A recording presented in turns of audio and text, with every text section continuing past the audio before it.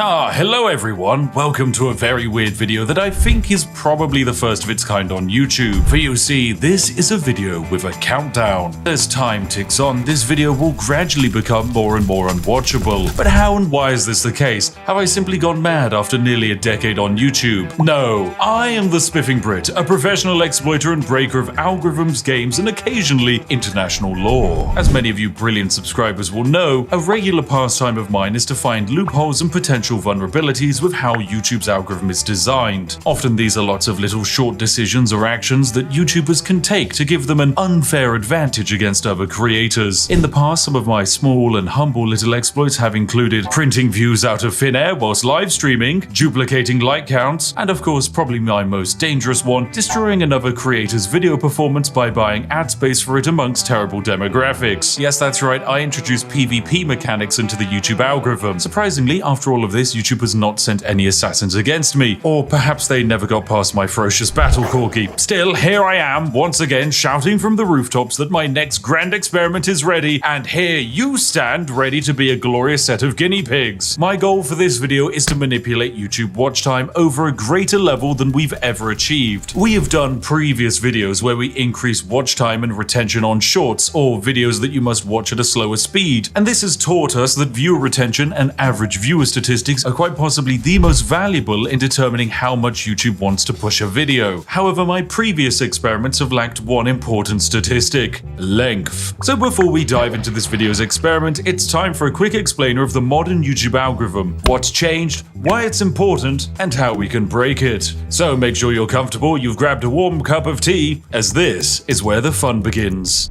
YouTube's entire role is to recommend the right videos to the right person. If you like watching videos about medieval cooking techniques, then YouTube will serve them up to you. You'll see them on your home feed, you'll see them underneath videos you watch, they'll automatically play in the up next section. There will simply be no escape from these medieval cooking videos once you've started going down that rabbit hole. However, YouTube will actually serve up these videos based on a few criteria. So YouTube monitors you. They want to know what language you speak, what channels you're currently watching, and what videos you interact with and for how long you're watching them. It then runs a bunch of numbers and finds a selection of videos that might be a good fit for you. But before that step, YouTube does its most important check. It must weed out videos that it deems to be misleading or not as interesting. Remember, YouTube's entire goal is to get you watching videos for longer, because the longer you spend on the platform, the more money you make them thanks to adverts. So it screens for misleading or unsatisfying videos by serving up videos with a higher percentage of viewership more than ones with a lower percentage of viewership. Needless to say, in 2024, basically no one is using the sub feed anymore, so video recommendations are the most important thing, meaning average watch time is also the most important thing. This algorithmic decision of meritocratic performance is actually great on paper, as it generally means that better structured videos that get to the point of their purpose quickly will outperform more waffly ones spoken by British people that go on tangents. Wait a second! But there is a little bit more to this decision. What happens when a video covers the same topic but is a different length? So let's imagine video A is a 10-minute long video that has a 50% viewer duration. Video B is a 20-minute long video and it also has a 50% viewer duration. They are both watched on average for the same amount of time, meaning logically they are both the same amount of satisfaction in the eyes of YouTube. Wrong! YouTube will massively favor video B. It's got higher watch time, baby! So that video will not only get more views, but it will also make more money for the creator. This creates a weird calculation where in some examples, longer equals better. There are some very extreme examples of terrible creators exploiting video length for profit, like for example this one here. Wait, hang on a second, that's my Victoria Free live stream. This video here is the second most viewed Victoria Free video in the entire world. There are thousands of Victoria Free videos, and yet this nearly 4-hour-long live stream VOD is the second best of them. Why is this the case? Is it because it's a well-crafted, well-edited, perfectly executed idea? No, it is a good video, but it's just statistically broken. Because it's such a long video, the average watch time is over 1 hour and a half. This means that this stream has 3 times the average watch time as the next best video has total length. That's also my video, by the way. It's handcrafted, took us a lot of time to make, and very well executed. But statistically, it's terrible. The results are that this stream outperformed massively, and thanks to my dastardly strategy, it suppressed other videos in the recommendation feed, allowing me to make over £64,000 off of a 4-hour 2-hour stream. Thanks YouTube, that was perfectly balanced. Oh wait, you're probably not used to creators talking about how much they actually make. Don't be alarmed, friends. I have to pay a lot of that revenue in tax, probably. Maybe some of it has to go to the interns to buy them food, and then the remaining 95% gets spent on my crippling addiction to Yorkshire tea. So more watch time is more good, and greater average watch time is more good. This means that the calculation to make the optimal video is rather simple. Make a video as long as possible while still keeping viewers interested. This basically means that all you need to do is craft a perfect SEO monstrosity with zoomer cuts, pan zoom, smiling celebrities, and just pander to the algorithmic equivalent of the everyman. Yeah, I'm talking about you, Dave. This is the strategy that has to be used by the people at the very top of YouTube. I can't blame them for it, because you reach a point where each ounce of personality you show, the market cap of your audience goes down by millions. Instead, you must become like white toast with butter. Plain, but very inoffensive. Perfect for when you're waking up and starting your day. So yeah, I can't exactly do that. I'm British for a start, which means that the French people probably stopped watching 5 minutes ago. On top of that, I like janky bad edits, and my sarcastic style of humor isn't exactly for everyone. If only there was an exploit that could make a longer form video retain a larger percentage of viewership and watch time. Oh dear, if only. Oh my god, is that a poorly designed feature YouTube made that nobody uses on the horizon? Yes, it is! Say hello to the YouTube Video Editing Suite. From this screen, I can make edits and alterations to an existing video on YouTube. I can trim and cut sections out of it, blur details, insert audio tracks, apply end screens, and even spam info cards to remind you to buy merch every 5 seconds. Seriously, creators who use this, please stop. What are you doing? Go and brew a cup of tea. Now, these tools are hardly used. Mostly they exist to help YouTubers cover up mistakes like speeding in a school zone whilst driving a luxury car. Or if you're really special, YouTube will even let you insert footage back into videos. But outside of a few moments when Linus Tech Tips needed to add corrections into something, it's actually hard to find much evidence of creators using this. The main thing that I think actually sees the light of day is the cut tool. This actually serves a purpose outside of fixing errors. You see, most YouTube sponsor contracts stipulate that the ad read must be on a video for 2 to 3 years. This means that 2 to 3 years after upload, some creators will actually go through their back catalogue of content and cut out the sections where they tell you that Raid Shadow Legends is the greatest video game ever conceived. Yeah, right, baby, it actually sucks. Yeah, I know, I just burnt a lot of bridges there. Your game sucks, mate. I'm never taking your money. Stop emailing me. Outside of covering up the past, there is a reason why it makes algorithmic sense to remove your older sponsor reads. Most people, when presented with a read, simply press the skip button and bypass the 30 to 90 second section of that video. This means that those sections massively lower the average watch time and retention of the overall video. So by removing a section where only 10% of the audience is watching and bring it back to a 50% average retention section, then that's a net benefit on the video's performance. So logically in the long term, that's better, that's more views and more money. But all of this is curious. What if we took it even further beyond? And what if we did it backwards? Yeah, this is where I had a brilliant idea. What if we created an average video with good statistics and then cut the end off of it? Welcome to my grand plan. You're currently watching one of 2 versions of a video. One version ends sooner than the other. If you're watching this video too late, then the entire second half of this video has been cut off and you'll never actually know what it was. You'll never even be able to watch it again. And the science behind it is rather simple. I can make a video like this be watched by 2 types of viewers. One set of viewers are watching a full-length version. If the video is 20 minutes long and the average watch time is 10 minutes, that video has given me a 50% retention. However, the second viewer, which might be you, watches the second shortened version. Let's say this video is now only 10 minutes long, but you still watch it for 50% of its length. Well, the problem is that YouTube can't delete the watch time that this video has generated, and all of the statistics just pile up onto the back end from the original version. So all of those longer views are added onto the new shorter version of the video. If half the views are on the long version and half the views are on the shorter version, we balance out at an average watch time of 7.5 minutes or 75% retention. Of course, the longer the section that we end up deleting, the better. If I add a 10-hour long Skyrim Let's Play after this and people watched it for an average of 2 hours, I could probably end up with one of the highest average retentions on a 10-minute video that the world has ever seen. And you know what? Maybe that is what I've done. But you have absolutely no way of knowing because there's a chance you're watching this video after the great cut. So there we go, job done. This video is perfect. I've just become a quadrillionaire and the largest YouTuber on the platform.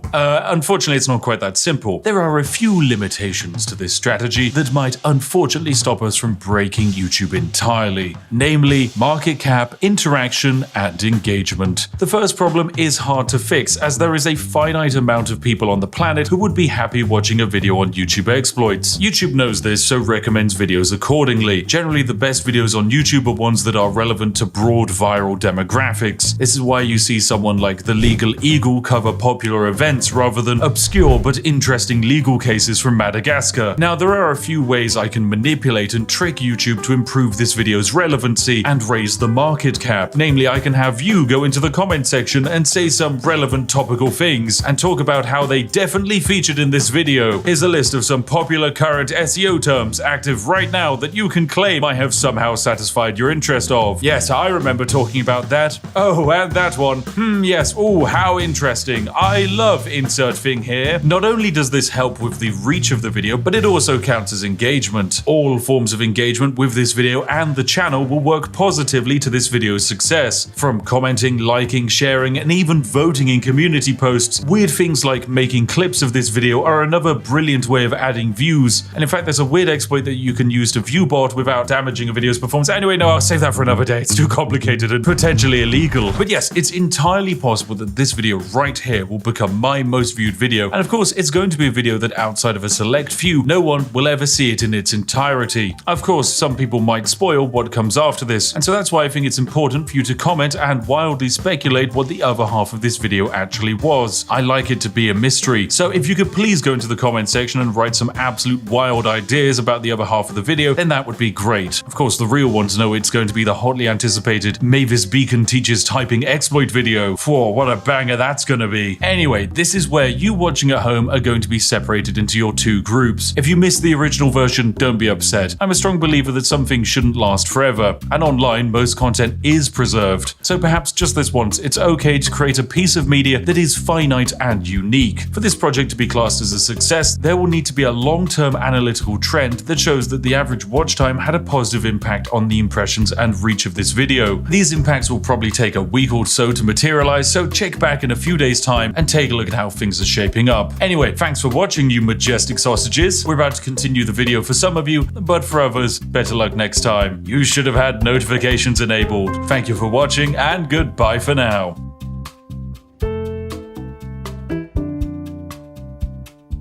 Right, welcome ladies and gentlemen to the other half of the video. This is something that not everyone's going to see, and who could have guessed it? It is a British food, snacks and drinks tier list, because I know that for too long people have been wondering what my incredibly important opinions are, and today we will answer them, for this is quite possibly the most important thing you can ask a British person, and one of the most critical determining factors when it comes to knowing whether to trust a human being or to distance yourself from them. So yes, let's start with this lovely tier list. It's going to of course begin with Aero chocolate bars. Now these are quite fun. They're kind of like chocolate bars with air pockets in them, and you know what, I'm gonna say they're pretty good. They're nice, they're very tasty, but they can be a bit sickly. As far as chocolates go, it is definitely pretty good category. Then we have After Eight mints. These are basically mint chocolates. They're very strong and minty, and many people like them. However, I don't think they're that great because I don't like mint chocolate. I think that's a terrible idea. If I want mint, I'll just eat toothpaste, mate. Then we've got Heinz beans. I'm actually gonna combine Heinz beans and cheese with beans on toast in the not great category. This is probably the most controversial opinion of the night, and I'm sure many of you are currently hammering into the keyboard that I should yeet myself off of Big Ben. However, I just think beans are bad. They're just a bad vessel for food, and adding them to bread and cheese doesn't exactly improve the situation. So yeah, not great. Then we've got black pudding, otherwise known as blood pudding. It gets its name because it is basically blood mixed with herbs and barley. Definitely quite a disgusting food when you think about it. However, I think it's bloody lovely. I guess I'm just too British for some people. And yes, we in the UK never stopped quite eating like we were in the Blitz or we were role-playing feudal peasants. Then we've got Bounty chocolate bars. These are a disgrace to Britain. It's just disgusting. Just the worst chocolate bar. I hate it. Then we've got Bourbon biscuits. Oh, these are fantastic. These are bloody lovely. A chocolate biscuit with a layer of chocolate cream on the inside. Oh, dipping that into a cup of tea is a blessing. And then we've got dairy milk buttons in yogurt form. These are pretty good. I think these are all right. They're kind of tasty, but it's just very sickly. Then we've got crackers and cheese. This is a blessing to Britain. Whoever created crackers fingers and then had the idea of putting cheese on them. Phenomenal. Then we've got KP cheese balls. These are a disgrace to Britain. They're disgusting. Along with Cheez-Its. I think they're just abysmal. Cheese flavored crisps are revolting. They just kind of taste of chemicals. If I wanted to eat cheese, I'd eat cheese. I wouldn't eat synthetic cheese. I'm not an American layering plastic on top of a burger. Oh, then we've got a prime lovely little dessert cake in the top of a glacier cherry. Oh, I love these. Are good fun. They're pretty good. I know it's kind of controversial. I think in the modern day and age, people have fallen off of the love of the Bakewell, but I think they're still pretty solid. Next up, we've got Chew-Its. These are kind of like a sweet. They're pretty good. I think they're all right. Nothing sensationally great. Oh, and finally, we've got chip butty. Yes, this is good. I can let the northern fly out, mate. This is a chip butty. If you've never had chip butty, it is potato chips or the fries for the American persuaded people, usually with some kind of sauce, probably ketchup. It's laid inside of bread or cob or bap, depending on who you speak to and which part of the UK they're from. This is bloody lovely. It is absolutely bloody lovely. Oh, and then we've got Terry's Chocolate Orange. This is a blessing to Britain. A certified Christmas banger. If you are celebrating Christmas and you don't get a Terry's Chocolate Orange, something has gone wrong in your life. On the inverse of the holiday chocolate scale, we have cream eggs. I think these are not great. This is because they are rammed with fondant icing on the inside. They are sickly. Eating them makes you feel like your arteries are clogging up and you're going to drop dead of stage 75 diabetes at a moment's notice. But it's okay because Britain is saved as we have crumpets. Yeah, crumpets are great. They're pretty good. It's basically a form of bread, usually with butter, toasted. It's just really quite nice. Oh, and then we have what is probably my favorite chocolate bar of all. It's the Crunchy, ladies and gentlemen. This is a blessing to Britain. It is honeycomb or cinder toffee wrapped inside of chocolate, handed to you in a bar. It is wonderful. One of Cadbury's greatest creations, and then after the Americans bought it, it's gone downhill. I want my original Crunchy bar back, but I know it's never gonna happen, so I'll still remember you, Crunchy bar. You were amazing. Speaking of Americans ruining things, it's the Cadbury's Dairy Milk Bar, which is now in the not great category. This used to be a phenomenal piece of chocolate, and then Kraft ruined everything. I hate mega corporations. But hey, if there's one mega corporation I love, it's McVitie's, because they made the digestive biscuit, which is bloody lovely. It's a very solid biscuit, perfect for dunking in tea. Very nice. Then we have what I believe is a kebab. Kebab meat, it's alright. It's pretty neutral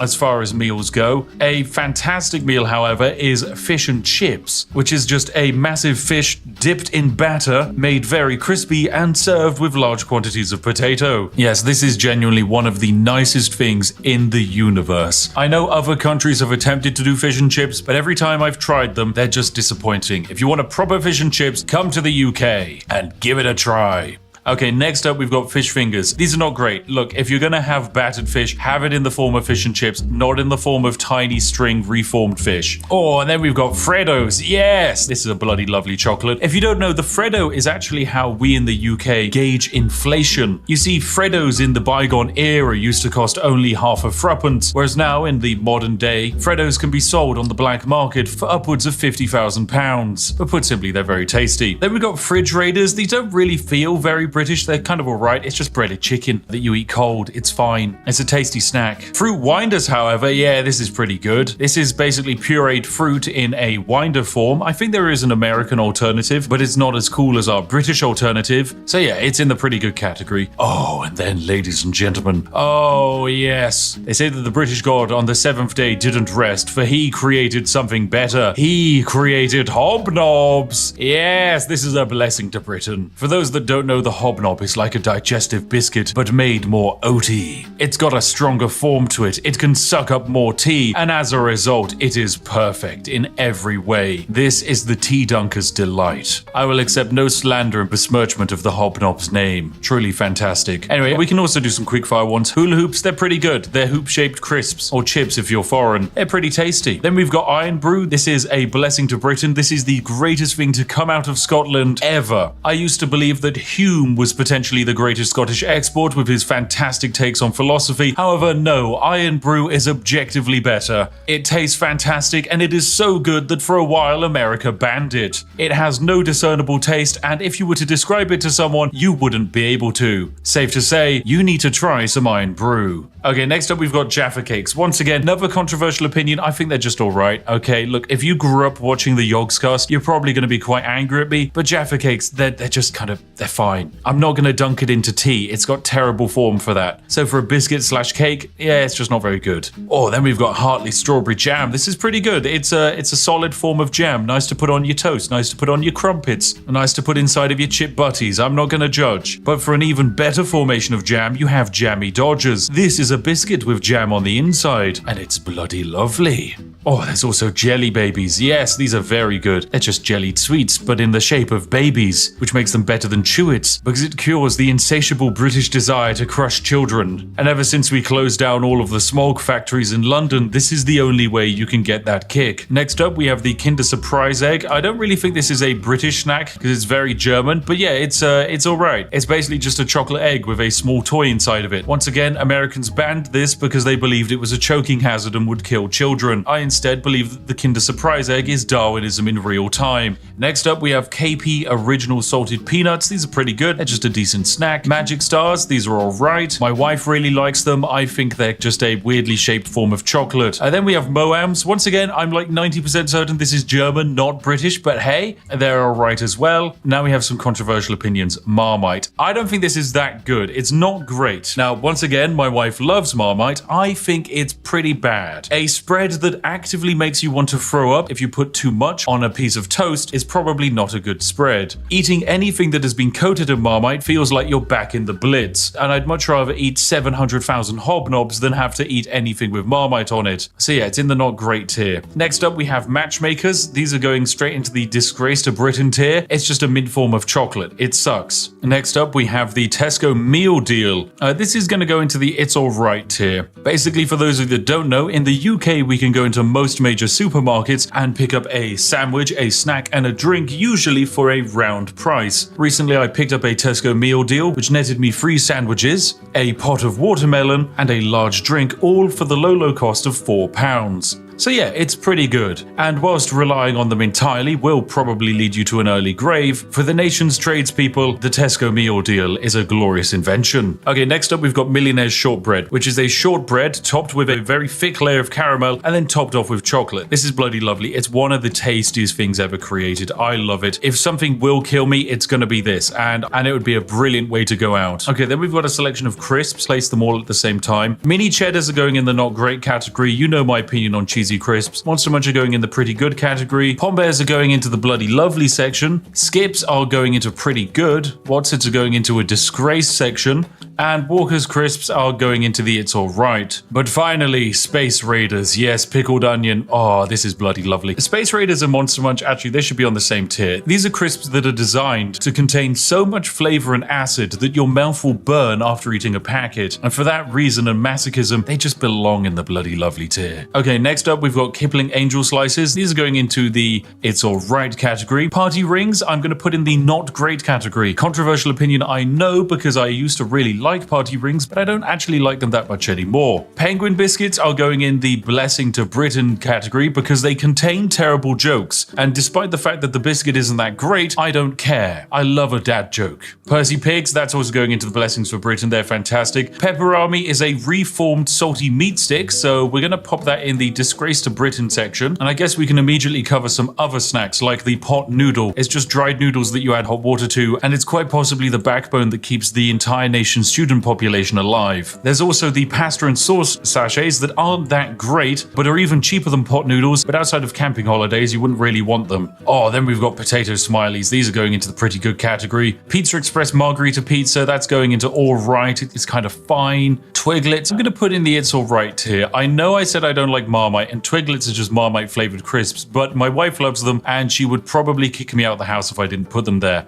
Okay, now we've got some legendary cakes we can cover. The Colin the Caterpillar cake is a blessing to Britain and one of the greatest cultural exports we've ever invented. Colin the Caterpillar sweets, however, from M&S are going into the not great tier. They're an okay form of sweet. Drumsticks are as well. I'm also going to put in the not great tier. This is one of the few sweets where I actually know people who have lost teeth because of them. Not because they rot the teeth, but because they're so sticky and solid, you will actually end up breaking a tooth trying to eat them. Yorkie bars are alright, it's just a solid brick of chocolate. Turkish Delight I think is a disgrace, I hate hate it. Wagon wheels as well. The combination of cream and jam is just weird. The Yo-Yo Bear fruit rollers I'm putting in the pretty good category. They're rather tasty. Drumstick squishies I'm also putting in pretty good because unlike these solid drumsticks, they won't kill you. Millions I'm going to definitely pop in the pretty good category as well. They're fantastically tasty. It's literally just condensed colored sugar. What's not to love? Weetabix. Oh, that's a bloody lovely. Who doesn't love a good Weetabix for breakfast? And we've got the flake chocolate bar. That's all right. Fruit pastels. They're not great. Twister lollies. I'm going to say pretty good. It's an ice lolly which contains a little bit of ice cream and frozen fruit flavor in a combination that's actually rather nice. Then we have, oh my, what is this? Branston small chunk pickled. Yeah, this is a disgrace to Britain. I know there are old people who love it, but it's disgusting. Same for mushy peas. Anyone who orders mushy peas is just someone who would be okay eating dog's vomit. Okay, it's disgusting. I'm just not a fan of mushy peas. And then we got Tango Orange. This can go into the it's alright category. And before we get to the most important thing on the list, I think we should deal with some of the food options. So we have pork pies. This is going into the pretty good category. I'm a big fan of pork pies, but I understand that a slab of reformed meat surrounded in pastry is kind of weird. It's a very dense form of meat as well. However, the sausage roll I think is bloody lovely because it actually minimizes the density of the pork to create an overall better balance between pastry and reformed pig. Next up, we have scones or scones if you're poor, which is usually had with cream and jam. This is going into the pretty good category. It's good for an afternoon tea, but you wouldn't exactly want it every day of the week. Then we've got Scotch egg. It is a semi-boiled egg wrapped inside of meat and then coated in bread. I'm actually going to say it's all right. I would have put it in pretty good, but I recently had some at an event and about 40 minutes later I developed a crippling migraine, so I'm going to blame that on the Scotch eggs. Okay, then we have shepherd's pie. Shepherd's pie is great. It's mashed potato and then some mince and a bunch of vegetables. A lovely historical dish for the UK. It's honestly a blessing to Britain. Whilst I might not have it too often now, it's a very versatile dish. It's easy to make vegetarian and vegan versions of it, and usually 9 out of 10 times it tastes fantastic. Okay, then we have a roast dinner. Yep, this is straight into the blessing to Britain category. It is a meat, potato, usually Yorkshire pudding and some vegetables. Is it the most flavorful meal on the planet? No. Is it a Michelin star meal? No. But does it warm the soul? Yes, it does. So it's a blessing to Britain. Now for the penultimate item, it's a toad in the hole, which is just the large quantities of sausage cooked in batter, and this is bloody lovely. I love it. It's basically a macro scale sausage roll. What's not to love? And finally, the greatest thing in the universe. The ascended god tier item, the one, the only, the greatest thing that has ever existed on the planet, tea. Yes! Oh, it's so good. There we have it, ladies and gentlemen. This has been my very important, very critical, objectively perfect and spot-on tier list of British foods and snacks. You can fight me in the comment section, but your opinion is wrong, because I am the Spiffing Brit, and what I say is law. Tomorrow, bounties and cheese balls will be banned on the streets of Britain, and everyone will be drinking tea as they chow down on some hobnobs. Lovely. Right, well there we go. This has actually been the ultimate extended version of the video that basically no one else gets to see. You have seen it. Congratulations, you're very special. And who knows, maybe there was actually extra stuff after this that I cut. Maybe there was a video within a video within a video. I'm not saying whether that was the case or not. You'll just have to come up with your own theories. But this is all for you today. So thank you very much for watching. A huge thank you to, of course, liking the video, subscribing, and of course, a major shout out to the majestic sausages who are our Patreons and channel members who fund all of this nonsense on my channel. Thank you very much for your continued support. Anyway, if you're sat there wondering what video to watch next, look no further than this video on screen now. I've chosen it and it should be perfect for you. As always, I'll see each and every one of you in the next one. Have a lovely day and goodbye for now.